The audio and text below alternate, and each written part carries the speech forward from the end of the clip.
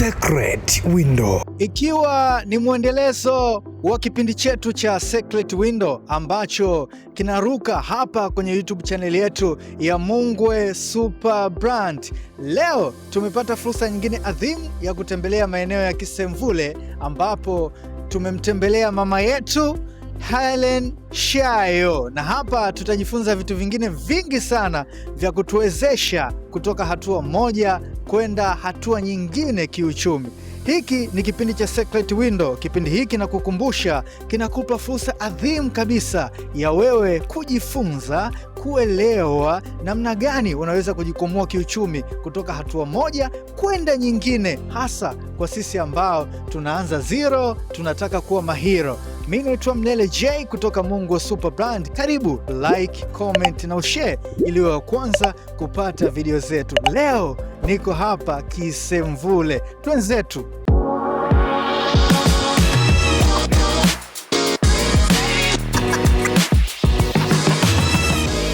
Na hapa ndio tumekuja kuchota madini, vile vitu vyote ambavyo niliwaambia tunajifunza kupitia Secret Window. Leo ni zamu ya hapa kwa Bi Hellen Shayo. Nimefika, ngoja nigonge geti na kisha tukaanze kupata kile ambacho tumekusudia. Karibu. Mama, nimefurahi kwanza kufika hapa. Asante, karibuni. Asante, nimefurahi kukuona. Jamani, huko Ongeleni huku kikweli kumejengeka sana. Yaani mtu ukiambiwa Kisemvule unaweza kuanza huku Kisemvule kunakuaje, lakini Ongeleni sana jamani. Asante, karibuni. Asante. Huku sasa hizo kiwanja huku mamilioni ya. Na kweli ni mamilioni, lakini kipindi hicho tulikuwa tunapata bei ya kitonga kabisa. Hapa ndo nasema mvumilivu hula mbivu, ndo hii sasa. Kweli. Asante mtazamaji, nashukuru sana. Hatimaye nimepokelewa na mwenyeji wangu Bi Hellen Shayo, na moja kwa moja sasa tunaingia ndani tukapate madini mazito ambayo anaweza kutupa fursa sisi kujifunza au kuelewa tunawezaje kujikwamua kiuchumi. Karibu sana. Kama unavyotuona hapa, tayari nipo na mwenyeji wangu ambaye amenipokea hapa Kisemvule, Bi Hellen Shayo, na tuna mengi sana ambayo tunatamani wewe kama mtazamaji uweze kujifunza na uweze kusikia. Mimi nimekutambulisha au mimi nakufahamu Bi Hellen Shayo, lakini natamani mtazamaji angekusikia mwenyewe. Kwanza ujitambulishe kwa jina na pia uambie watazamaji labda unajishughulisha na kitu gani na unaishi hapa Kisemvule maeneo gani. Mimi kwa majina ni Hellen Edward Shayo, naishi Kisemvule, mtaa wa Bright Angel. Labda tuambie unajishughulisha na kitu gani Bi Hellen? Kwa kweli ukisema najishughulisha na kitu gani, naona hata navyojishughulisha navyo bado havitoshi. Nataka tena nijishughulishe na vingine zaidi. Kwa hiyo kwa hapa nilianza kama mjasiriamali mdogo wa vitu tofauti. Nilikuwa sichagui vyovyote vile nauza. Nilikuwa sichagui kwa sababu naangalia ni nani aliyeniagiza basi. Unasema hawa ndugu zetu ambao mawinga wanafanya sasa hivi ndo kama hivi ambavyo ulikuwa. Niseme kama ni winga, nahisi mimi ndo nilikuwa winga wa kwanza Kariakoo. Winga wa kwanza miaka almost 7-8 iliyopita. 7-8 iliyopita. Mimi ndo winga wa kwanza Kariakoo. Kwa wale mawinga kabisa wa Kariakoo, naweza nikasema mimi ndo winga wa kwanza. Nilikuwa na winga mpaka Mlimani City na winga mpaka Posta. Nilikuwa sichagui. Namshukuru Mungu, sikuweza kukata tamaa na wala sikuweza kula hela ya mtu bila kumfikishia mzigo. Kwa hiyo nilikuwa nafanya kazi zangu nikiwa najua kabisa mpaka mteja apate mzigo wake, basi faida ndo naweza nikaila. Kwa sababu winga kuna mawili. Unaweza ukawinga ukampelekea mteja kitu akakikataa kabisa, akakirudisha. Haya, kama umeshakula faida inakuwaje? Kwa hiyo ule kusema mimi sitaki kitu hiki nirudishie langu, kwa hiyo ile faida kabisa nilikuwa nambembeleza mteja, nafanyaje akisema basi nibadilishie kitu kingine, ishadha basi ndo nilikuwa na badilisha hivyo. Lakini tu kwa winga niseme mimi ndo winga wa kwanza Kariakoo. Unajua mawinga sasa hivi ndo wanasikika sana, au tunaona mawinga wanakuja kwa kasi sana. Tunaweza kusema miaka 7 nyuma kidogo mtandaoni, labda mtandao hukua sana, ulikuwa mnatumia mikakati gani au mnatumia njia gani sasa nyinyi kuweza kuwafikia wateja wengi? Mnasubiri mpaka mteja au dukani au ilikuwa inatumika njia gani? Kusema la ukweli, kwa sisi ambao tumeishia darasa la 7 tulipata shida kidogo, lakini kilichokuwa kinatuokoa ni ule uaminifu tuliokuwa nao. Kwanza kabisa tulikuwa tunatengeneza kitu kinachoitwa ni group la wateja. Kwa lile group ndio lilikuwa linafanya kutuprove kile tunachokiposti kile. Kwa ile group lilikuwa linabeba watu tofauti tofauti wa mikoa tofauti tofauti ndani ya nchi hata nje ya nchi. Kwa hiyo hicho ndio kilichokuwa kinatusaidia uaminifu kwa wateja wetu, na hata ukimweka kwenye group basi anaamini huyu kitu hiki atanifikishia kwa sababu ya ule uaminifu. Hicho ndio kitu tulichokianzia hapo. Tulipoanzia hapo basi tukaanza kutengeneza hivyo group, tunapost, tunaingia kwenye maduka ya watu, kwa sababu nao wenye maduka nao walikuwa wajui maana ya group ni nini. Kwa hiyo ilikuwa inatukosti sisi tuchukue zile nguo zao tukapige picha. Naona tunaenda kuzipiga picha, na kulikuwa mna wale ambao sema kwamba wale vijana wanaovaa nguo ili wapige picha wakiwa wanatembea, kulikuwa hamna. Sijui wanao nani kwenye simu, kulikuwa hamna. Kwa hiyo kinachotufanya tunaenda sehemu, tunachukua mdoli kama mdoli, tunaenda sehemu iliyotulia, tunapiga picha. Tukishapiga picha basi tunazijaza kwenye grupu, tunaziposti kwa wateja. Labda kwenye hilo grupu ambalo mlikuwa mnafanya, kitu gani kilikusukuma wewe kama jinsia ya kike kuamua kuthubutu? Na kipindi hicho wanaume wanaaminika ni kama ndo wanatakiwa wafanye hivyo, lakini sio kwa jinsia ya kike sana. Uthubutu ulitokana na nini? Kwa kweli hapo umenigusa kidogo. Nilikuwa sina budi, ilinibidi nifanye kazi ya kiume kwa vyovyote vile nikiwa kama mwanamke, ili niweze kusofu maisha ya watoto, kusoma na kuendeleza maisha ya baadaye. Nilifanya kazi ngumu sana na sikuwa na macho ya kupepesa niangalie sijui nani atasema nini wala hatanichukuliaje. Hilo nililiweka pembeni. Niliangalia nachokifanya ni kitu gani. Je, kinanifaa kwa manufaa yangu na familia yangu? Nilivyoona yes, ndio nilichokifanya. Nilivyoanza kuwa winga, wale wanaume sasa ambao hawajui maana winga ni nini ndio walitamani kuja nyuma yangu. Dada unafanyaje? Dada unafanyaje? Umeshaona? Na wala sikuwa mchoyo, niliwaonyesha njia niliyopitia. Basi kwa sababu mimi tayari nilikuwa nishakuwa mzoefu, walipokwama na wenyewe walikuwa wanakuja kwangu.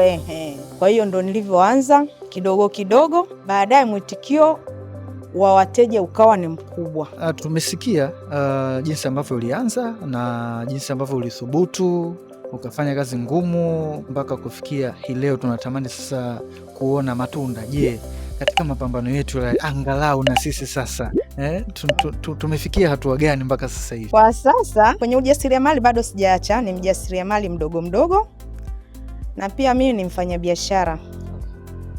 Kulingana na ile akiba sasa niliokuwa naidumbukiza kidogo kidogo bila kuitumia, namshukuru Mungu imeweza kufika kiasi fulani. Nikasema hapana, kwa nini wale wamezubutu, mimi nitashindwaje kuzubutu? Nianze kwa ile niliokuwa nayo. Pale niliona ule mwitikio wa wateja wangu waliokuwa rushia matangazo ya vitu tofauti tofauti. Nilichokiona wateja wanakipenda sana sana. Nikasema hapana, kwa nini naenda madukani kila siku kuchukua hivi vitu wanavyovipenda wateja? Hapana, nitafute njia na wenyewe wanatoa wapi. Nilivyopata njia, basi ule ndio ulikuwa ni mtaji wangu wa kwanza. Niliweza kuagiza, japo nilikuwa sina frame, nilikuwa sina store, lakini kwa imani niliokuwa nao na ule udhubutu niliokuwa nao, nilisema haiwezekani, nitabeba nipeleke nyumbani atakapohitaji mteja, kwa sababu duka langu nasema ni duka linalotembea. Nitatoa nyumbani nikampelekea. Basi nikasema haiwezekani, nitafute sehemu yoyote nipate sehemu ya kujishikiza, maana sina usafiri na vitu vingi vikiwa nyumbani, basi ule ubebaji, na muda mwingine unakuta mtu amefika muda huo nakuja nataka hiki urudi mpaka nilikokuwa nakaa nije nimpe, nikaona napoteza wateja. Na ndio mwanzo nilipoanza kusema sasa nataka niingie kwenye biashara kwa miguu miwili. Na nilivyoingia biashara kwa miguu miwili, nilianza kutafuta frame. Na muda natafuta frame sikuwa na hakiba. Akiba yote imeisha. Sikuwa na hakiba kabisa. Sikuwa na akiba, lakini natafuta frame Kariakoo. Na frame Kariakoo. Sasa nikajiuliza, kwa nini natafuta frame na sina akiba? Nikipata nalipa nini? Changamoto nyingine. Lakini nikiwa nategemea kwamba mzigo niliokuwa nao ndio huo nitakaouza nilipie frame. Je, na nikilipia frame naanza kupata wapi tena hela mtaji? Lakini nikamwambia Mungu, kama umenivusha kutoka kule na hapa lazima utanivusha. Kweli nikapata frame, nikatoa frame. Dada, njoo frame hii hapa. Kaenda, nilivyoiangalia nikaona ile inanifaa kabisa. Basi nikamwona mwenye nyumba kwa ule udhubutu nilokuwa nao, nikakaa naye chini tukaongea, nikamwambia kweli hapa pananifaa, naomba unipe 1 week nitakuletea hela yako. Naitoa wapi? Kwa kweli ni Mungu. Ndio maana nawashauri vijana maisha yasiende spidi. Taratibu na uaminifu wako na Mungu atakuonyesha mtu sahihi. Basi nilivyofika ile siku, tena sitakaa ni, ilikuwa ni Jumamosi. Na ndani ya hiyo wiki nilifunga, sikuweza kula. Na muomba Mungu, nikamwambia Mungu, sijui wapi nitakapoenda kupata hela, ila naomba nipe ile frame. Ule mzigo wa nyumbani wateja wengi napoteza, angalau ni ubebe nikaweke pale. Nimelala tu usiku, roho Mungu akanijia akaniambia kamshirikishe swala mtu fulani. Watu 3 tunilionyeshwa. Kweli asubuhi imefika, nikaenda nikamshirikisha huyu, mshirikishe huyu, wote na wafanya biashara Kariakoo. Ukweli wakanipa mawazo tofauti, na wengine wakaniambia usikate tamaa, na kujua muda mrefu na ujua uaminifu wako na ujua upambanaji wako tutakusaidia. Muda huo kutokana na ule mzigo niliokuwa nao nyumbani nimesha kusanya nimempata milioni 2. Milioni 2 kwa sababu nilikuwa nauza jumla na rejareja. Na mzigo uko nyumbani, jumla na rejareja. Kwa hiyo nilivyopata ile milioni 2, nilivyoenda kualilia wale ile Jumamosi, na ndio huyo mwenye nyumba ananiambia leo usipoleta hela basi frame unachukua mtu mwingine, kwa sababu tulikuwa tu wawili wote tunagombania sehemu moja. Kweli nimefika Kariakoo by saa 4, nikawafuata wale niliowashirikisha, nikamwambia sasa nimewashirikisha, kwa hiyo mimi sielewi, wewe naomba nisaidie 1 2 3. Nikaenda kwa mwingine bila wao kujuana, ila kulingana na ule uaminifu niliokuwa nao na vile nilivyokuwa na bidii ya kufanya kazi. Unaona? Basi kila mmoja akaniwezesha kwa kiasi alichojaliwa na Mwenyezi Mungu, japo haikutimia lengo la ile frame, lakini namshukuru Mungu kwa kweli. Niliweza kumpelekea mwenye nyumba na akanielewa. Na ndio maisha yangu yalipoanzia hapo. Kuitwa mfanyabiashara Kariakoo. Sio tena winga. Mwamko wa wanawake kujishughulisha au kutamani kumiliki vya kwao umekuwa ni mkubwa sana. Lakini kuna jambo moja la ile hamu ipo, ila sasa kuanza kuthubutu kama wewe ulivyoanza bado iko nyuma sana. Una neno gani la kuambia wanawake ambao kama mtu ana ndoto, anatamani afike sehemu, lakini kuanza ile starting point ya kidogo kwa ni changamoto? Wengi wanaamini kwamba lazima ukishakuwa na milioni 5, milioni 10, sasa hapo ndo unaweza ukaanza biashara. Na ushauri gani kwa watu kama? Yaani kwa kweli wala msiseme kwamba biashara inahitaji mtaji mkubwa wa kifedha. Hapana. Biashara inahitaji mtaji mkubwa wa kifedha. Ni akili yako, vile unataka ufanye ndivyo utakavyofanya. Kwa sababu unaweza ukaniambia mimi hapa nilipo naweza nikasema tu nikatoka sina chochote, naenda aidha Temeke naijua, lakini watoto wangu wana njaa, nafanyaje ili watoto wale? Na miguu yangu sina 100 na nauli, naweza nikafika Temeke. Nikifika pale Temeke, wako watu wanatafuta hata mtu wa kumpigia debe kama anauza nyanya aidha vitunguu au nini, mpaka jioni ampe angalau 3,000 5,000. Wapo watu wanaotafuta watu wao na hawaonekani, lakini ukisema nitaweza mimi, sio vizuri. Unaweza na unadhubutu. Toka ndani, usikae ndani. Tuseme kama geti basi nikijifungia hapa. Fursa huwa hazijagi ndani, fursa tunazitafuta huko nje. Mwanzo wa fursa ni kutoka mlangoni kwako kusonga mbele, kwa sababu hata ukienda tu muuza matunda kamwambia, jamani mimi sina chochote, lakini haya matunda yako naona ni mazuri, naomba nibebe matunda, nidhamini, nitapita kwenye barabara hizi magari yamesimama, aidha ni maembe au ni mapeas au ni matunda yoyote ile, ukaweka beseni lako kichwani, ukipitisha ile beseni, ukienda ukirudi, aidha ni matunda 5,000, ukiuza tayari ameshakupa 10,000. Hapo ndo unaanza kutafutia mtaji na umeenda bila Kwa hiyo ndo maana nawashauri sana wanawake na vijana, mtaji wako ni udhubutu wako kutoka ndani kwenda nje. Naamini huku nje ndo kuna fursa, sio huku ndani.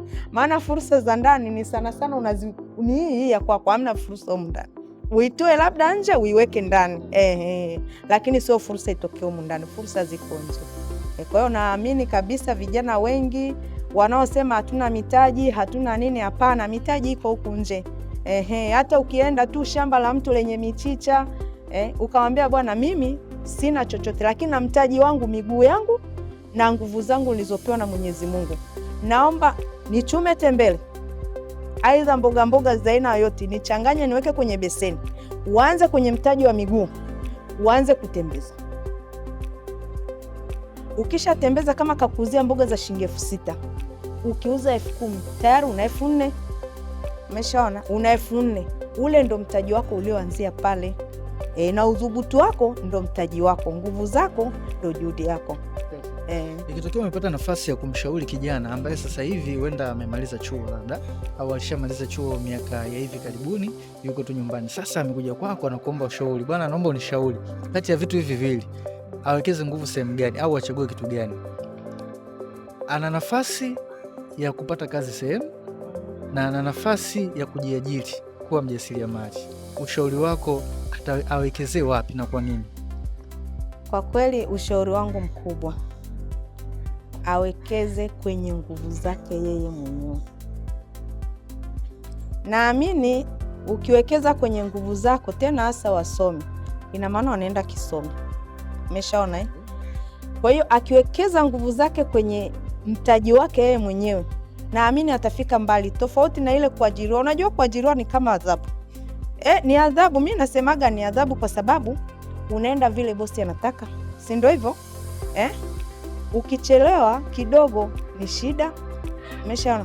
Sijasema msiache kuajiriwa, hapana, lakini uangalie ni ajira gani unayoajiriwa. Lakini kusema kwamba una kimtaji au una nguvu zako, kitu cha kutoa sehemu moja kwenda sehemu nyingine kinakuingizia shilingi 2-3, naamini ya kwako ndo nzuri zaidi, na unakuwa na mwamko wa kufanya tena na tena, tofauti na pale uliposhikiliwa sehemu moja. Unajua mimi kuna kitu najiuliza, na hiki nishakutana na vijana wenzangu wengi sana kana lalamika, na sio vijana wenzangu, hata mimi pia hicho kitu kinanishinda. Ulikuwa unaweka akiba kidogo kidogo na unahifadhi wewe mwenyewe, si ndio? Uliwezaje? Ulikuwa kuna kitu gani ambacho kinakupa nafasi ya kuweza? Kwa nini vijana wengi sana wanashindwa kuweka akiba? Mtu anaweza kaeka kabisa, anakela kaki, anafungua mpaka account, anaenda kaweka kwamba sitaki kukagusa, lakini ukimfuata baada ya miezi miwili anasema ndugu yangu, kuweka akiba mwenye kipengele. Uliwezaje? Inawezekanaje? Cha kwanza naweza nikasema tamaa ni kitu ambacho kinakufanya uende sehemu ambako hukutaka kwenda. Hicho tu, tamaa. Ukiwa mfanyabiashara, ukishaingiza na neno tamaa, kila kitu unavuruga. Ni kwa sababu gani? Wewe una akiba yako, umeshaipangia kabisa, hii ni akiba, sitogusa. Basi hacha, nimewekea lengo fulani, ikifika hapo ndo nitagusa, au aidha miaka 2 au 3 ndo nitafungua labda kibubu changu au akaunti yangu niliyofungua, nitaenda kudraw ndani ya miaka 3. Basi jiwekee tu mwenyewe, kwa sababu ni kinywa chako kilichonena. Umeshaona na kwamba hujasukumwa na mtu. Umeshaona. Lakini sasa kinachowashinda vijana wengi ni neno tamaa, na niseme kingine ni makundi. Ukitaka kwenda geji nyingine, nao iwekee akiba. Umeshaelewa? Nao iwekee akiba. Bwana, ili duka ni dogo, nataka niwe na duka kubwa. Huwezi kutoka moja kwa moja ukaanza kwenda kutafuta frame kubwa. Frame kubwa kwanza ni hela nyingi. Je, ukishapata frame kubwa na mzigo wa kujaza? Una. Mbona ule mzigo unaenea tu kwenye duka lako lile lile na wateja tayari wanakufuata pale? Kwa hiyo sasa kama ukitaka kwenda kwenye frame nyingine, wekeza pembeni na wekeza frame kubwa. Au unawekeza kitu kingine ndani ya biashara yako. Kwa hiyo sasa ile hela ili uwekeze, ile hela ambayo ulikuwa unawekeza awamu ya 4 haigusi, ndo utaanza hivyo hivyo kwenye faida yako, ile mzunguko wa faida yako mara 4, ile faida ya mara 4 unaidumbukiza pale. Ukishadumbukiza sasa, ikienea na sasa imeenea ile kitu nilichokuwa na kitamani, unabeba unaenda kukifanya bila kugusa sehemu ya kwanza, bila kuathiri sehemu ya kwanza. Ukishalipa kodi yako na umepata mzigo wako, ukatengeneza wateja, maana unaweza kuhama afu wateja wakapotea wote. Hawajui ulikohamia. Umeshaona wakapotea wote. Sasa kule utakapohamia mara ya pili, unatengeneza wateja tofauti na wateja wa kule. Ukishatengeneza sasa wateja, ukaona wateja na wamudu, sasa hapa nataka nikusanye biashara yangu pamoja, ndio utatoa ile biashara kule unakuja kuiweka sehemu moja. Lakini siwezi nikashauri sana vijana, kwa sababu sehemu alikopata mara ya kwanza, aidha ni amefungua kibanda cha Tigo Pesa au M-Pesa, au amefungua ni sehemu ya kuuza labda samaki au chochote kile. Akishaona wale wateja, movement ya wateja iko nyingi, asiwe na tamaa ya kusema basi nitafungua branch nyingine kwa kutumia ile pale, akate pap na kupeleka. Hapana, hicho sio kitu kizuri. Awekeze kama alivyowekeza pale alikopata banda la samaki. Akishawekeza ndo akatembee sasa sehemu alipoona hapa kuna manufaa zaidi, na atengenezee wateja pale bila kudhuru wateja wa namba A. Kwa kweli hii hata mimi nimeishika. Nikitaka kukua lazima niwekeze akiba, kwamba nataka niende sehemu nyingine, sio nigawe kile kilichokuwepo. Changamoto ya vijana wengi kati ya hivi viwili nashindwa kuelewa, utanisaidia hapo, ni mtaji au kukosa wazo nini wafanye? Nini kinatusumbua sana sisi vijana hapa? Maana wengi wanasingizia mtaji. Hivi ni kweli mtu ana wazo la kufanya, au changamoto tunakuwa nini kinachotukwamisha sana kwenye mtaji? Sio mtaji, kama nilivyorudia tena kusema, mtaji wako ni utoke ndani kwako ukautafute nje. Lakini vijana wanaofeli, wanaanza vizuri alafu wanaanguka kwa mara moja, ni neno tamaa hiyo. Neno ile tamaa ndio inawafanya waanguke kwa mara moja. Hapo nimezungumzia kwenye mambo ya biashara. Lakini vijana wa sasa ni wengi, wakiona fulani anatembelea gari zuri bila kujua kwamba amelipata wapi. Mimi hapa stock yangu ya mwezi nafunga milioni 4, milioni 5 au milioni 6 kama faida. Kwa hiyo nitamega na kule kwenye mtaji nikanunue gari kama la yule.